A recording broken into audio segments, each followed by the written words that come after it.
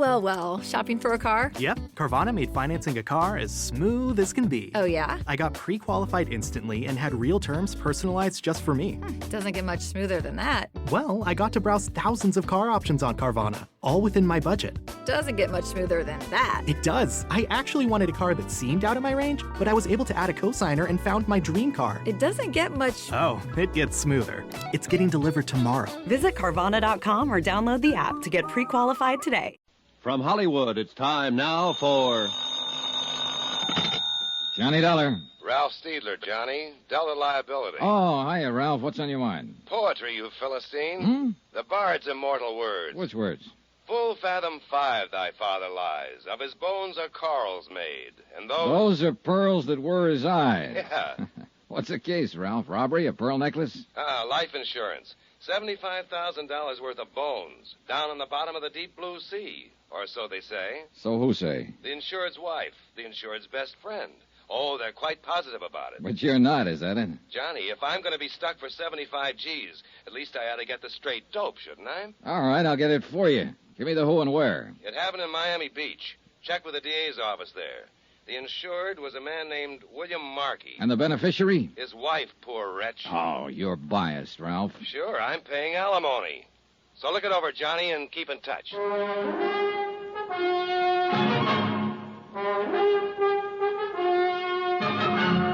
Tonight and every weekday night, Bob Bailey in the transcribed adventures of the man with the action-packed expense account, America's fabulous freelance insurance investigator. Yours truly, Johnny Dollar.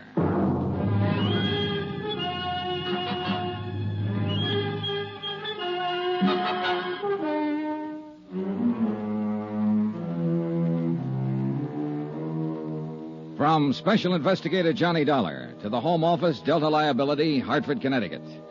The following is an accounting of expenditures during my investigation of the Fathom 5 matter. Item 1, $143.40. Transportation, tips, and incidentals, Hartford to Miami. Purpose of assignment, aside from a chance to get a look at the sun, to check into the death of one William Markey, or to find out if there was a death, and how it happened, and where was the body, and if not, why not, and if so, how? Or rather to determine... Well, anyway, the deputy investigator from the DA's office, a man named Barney Wilson, was at least as confused as I was, and he'd had a 2-day head start. Now, we're going on the assumption, of course, that the man is dead. But legally, you understand, the fact hasn't yet been established. Meaning exactly what, Mr. Wilson? Well, it's pretty strong evidence, but no corpus delicti. Not so far, anyway. Maybe you'd better start at the beginning. And that would be where, Mr. Dollar? How much do you know about the case? Well, very little. Mm-hmm. The dead man, if he is dead, was named William Markey. He was 46 years old, Yes. Owner of a consulting engineering firm in New York. Mm-hmm. He'd been married to his present wife for 3 years. Her age is 30, and she's the beneficiary of his insurance. And, I might add, a charming and lovely young woman. They've been down here for about a month, and 3 days ago, Markey was killed, or allegedly killed, in an accident. That's right. Drowned, as I understand it, when a fishing launch sank a mile or two offshore. And then... Well, you can take it from there, Mr. Wilson. Now, your responsibility in the case is primarily to the insurance company. Is that right, Mr. Dollar? Entirely, not primarily. Why, what do you mean? And it would be to the company's advantage if Markey's death were not legally established, huh? They wouldn't have to pay the claim, if that's what you mean. Then it's reasonable to suppose, since the whole case is pretty vague at present, that your efforts will be devoted to creating doubts as to whether Markey is really dead. Mr. Wilson, I think it's reasonable to suppose that I can't very well answer your questions without knowing exactly what has happened. Uh-huh. Well, all right, then. Briefly, this is it. Apparently, Markey came down here to bid on a construction job, a manufacturing plant. Well, he didn't get the job, but he stayed on, he and his wife and the young fellow that was with him. What young fellow? Name of Danny Haynes. He worked for Markey, a draftsman or engineer. Evidently a personal friend of the Markeys. Oh. The three of them took a house down the beach south and spent all their time together, night clubbing, one thing and another. I see. Anyhow, well, 3 days ago, Markey and young Haynes went out fishing together, hired a charter boat, a small cabin cruiser named the Fathom 5, and headed south along the coast, working the offshore banks. Whose idea was the trip? Markey's. Of according to young Haynes. In fact, all the rest of the story is according to Haynes. Nobody else saw what happened. And what did happen? Well, Haynes says they anchored off the reef, and both of them fished from the dinghy for a while. Then Markey decided he'd go back to the cruiser and fix some breakfast. Mm-hmm. Haynes put him aboard and took the dinghy out alone. He says he fished along the reef for about 30 minutes before he looked back and saw the cruiser was afire. It was nearly a mile away, according to his story, and by the time he got back, the boat was a pillar of flame. He didn't see any sign of Markey? No, he says not. He couldn't get aboard because of the flames, and a few minutes later, the cruiser sank. Mm-hmm. No one else saw it? There were no other boats around? No, it was early morning, and there weren't many others out. It had rained during the night, and there was a fairly heavy fog. They were only a mile and a half or so offshore, so Haynes rowed in with the dinghy and reported it. Mm-hmm.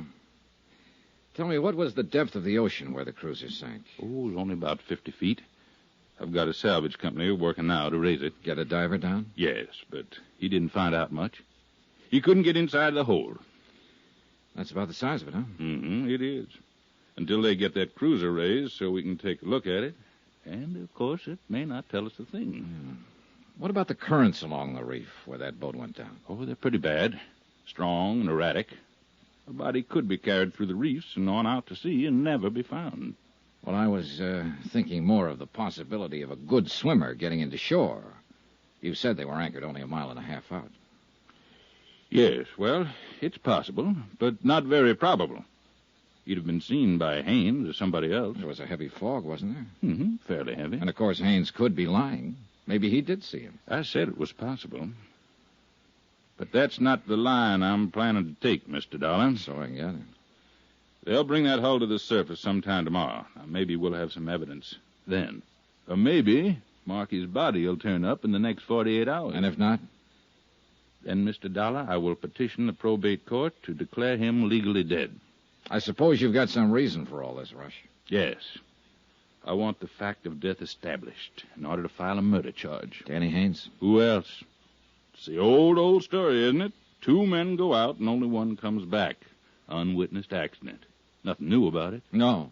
And it's never been an easy one to prove. Well, it'll be a lot tougher a year from now if you people put up a fight and force the decision up to the Superior Court. Suppose Haynes himself fights it. I wish he'd try. Be the next thing to an admission of guilt. Oh, Mrs. Markey. She has legal status in the case. She could do it, but she won't. Yeah, you're probably right. She wouldn't be likely to throw away $75,000.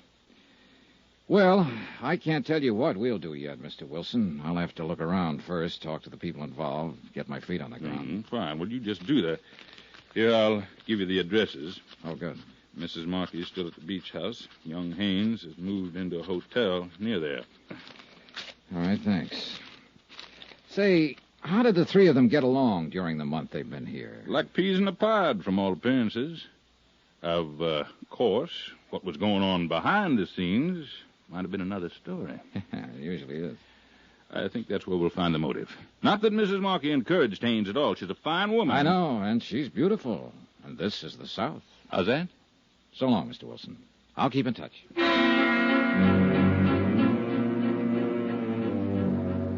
Expense account item 2, $3.35. Telegram to Hartford requesting an investigation of the Markey firm's financial status, both currently and over the past 3 years. And a similar check of Markey's personal financial status. Item 3, $4.10. Taxi to the Pompano Beach Hotel to talk with the DA's prime suspect, Danny Haynes. Look, Mr. Dollar, I've been over the whole thing with the police a half a dozen times. I'd still like to ask you a few questions, if you don't mind. They've got the whole story, all I know about it. They had a stenographer to take it down. Why don't you go to them with your questions? Maybe I got different questions. I told them everything I know about Look, it. Danny, you don't have to talk to me, but if you're smart, you will. Why so? Because the police already have their minds made up. Or at least Barney Wilson has. Sure. He's out to prove I killed Mr. Markey. Well, look, my mind isn't made up yet, so you can't lose anything by talking to me. Unless, of course, you did kill him. It happened exactly the way I told them. All right, what do you want to know? How long did you work for Markey? 2 years. Did you get along with him all right? Sure. It was a good job, no complaints. You got to be pretty close personal friends, I understand. Well, I used to go to their apartment in New York once or twice a week for dinner, drinks. And then the three of you came down here together on a vacation. It wasn't a vacation. Mr. Markey came down to bid on a job. Did he need you along for that? Well, he thought there might be some sketches or plans to draw up. And were there? Well, no. As it turned out, they weren't necessary. Funny, Marky wouldn't know that ahead of time, being an engineer. Well, actually, it was sort of Edna's suggestion of Mrs. Markey, I mean. I see. Yeah, no, I see. Now, look, don't get the idea there's been anything between us. She's been swell to me. She's just wonderful, that's all. All right. So the three of you came down on business, and within a few days, the job contract was awarded to another firm, but you still stayed on for 3 more weeks. That was Markey's idea. I don't know why exactly. I know he'd counted a lot on getting that job. But I was getting a free vacation. Why should I argue? So all of you just relaxed and lived it up, huh? Yeah, that's about it. Mr. Markey, too? No apparent worries on his mind? Well, he was moody sometimes. Went off by himself. But that wasn't too unusual. He was like that quite a lot. He and his wife seem to be getting along all right? Sure. As far as I noticed, why? Well, let's talk about that accident for a minute, Danny. Whose idea was it to go on the fishing trip? Mr. Markey's. He woke me up at 5 a.m, said he'd already phoned and hired the boat. The Fathom 5. Yeah, the same one we'd had a couple of times before. Well, I wasn't much for it. It was misting out with a heavy fog, but he was real hot on the idea, and I couldn't very well argue he was the boss. Was Mrs. Markey up when you left? No, but she knew we were going. She'd packed a lunch.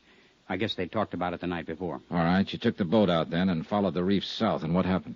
Well, we anchored as close as we could get to the reef and went out in the dinghy for about an hour. No luck at all. Then Mr. Markey decided he'd go back on board and fix something to eat. I let him off and then rowed back along the reef. I figured as long as I'd had to come, I might as well try for a strike or two at least. And a while after that, I looked back and saw the cruiser was on fire. Was it still foggy then? Yeah, about the same. I could just see the glow. I couldn't even be sure what it was until I got close. I tried to get on board, but the flames were too high. I kept yelling, but there was nobody around. And you didn't see or hear any sign of Markey? No, I guess he was already dead. Then, not more than 5 minutes later, the cruiser sank. Yeah. Danny, do you have any theory as to what caused the fire? Well, there was a hot plate on board. A gasoline pressure rig. It was an old one in pretty bad shape. We talked about it before. I think it may have leaked into the bulkheads and the bilge. And when Mr. Markey went to light it to fix breakfast, the whole boat just went up in flames. I see. Tell me something, Danny. Do you think Markey could have committed suicide? Suicide? Why? For what reason? Oh, maybe losing that contract. You said it was pretty important to him. Or maybe he thought he was losing his wife. What do you mean? Well, maybe he misinterpreted your friendship with her, Danny. You're crazy. You're in love with her, aren't you? That's my business. I told you there was nothing between us. All right. But did Markey know that? Look, you're the same age she is, and he was 15 years older. A man like that might get to wondering... Knock it off, Dollar. Nobody's private life is going to be dragged into this. You better stop and think, Danny, while you've still got time. A defendant in a murder trial doesn't have any private life.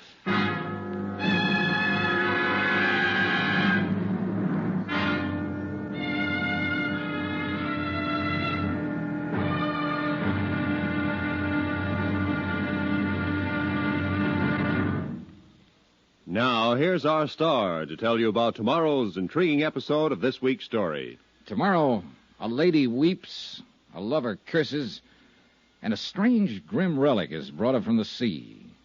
Join us, won't you? Yours truly, Johnny Dollar.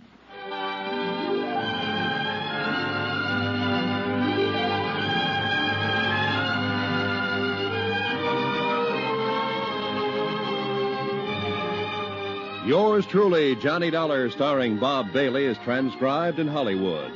Written by Les Crutchfield, it is produced and directed by Jack Johnstone.